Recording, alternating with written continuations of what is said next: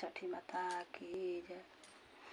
कंचनपुरा एक सहरिया सोनावा सस्ता बिकाय, सोनावा सस्ता बिकाय।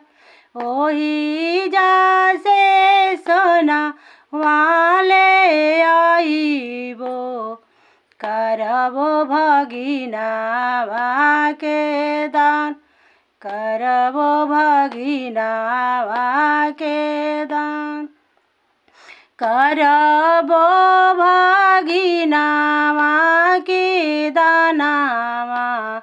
मनबो गुरु के सामान, मनबो गुरु के सामान। मनबो जे गुरु के सामानावा मानसा पुरैहन भगवान, मानसा पुरैहन भगवान।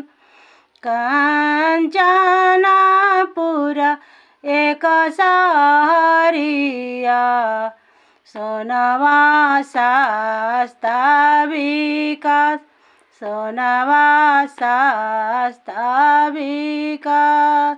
ओही जैसे सोना वा मंगाइबो करबो भगिनावा के दान, करबो भगिनावा के दान, करबो भगिनावा के दानावा।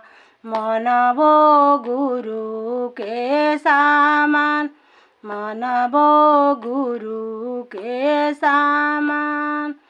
मनबो जे गुरु के सामानावा मानसा पुरैहन भगवान, मानसा पुरैहन भगवान। जय है छठी माता की जय हो।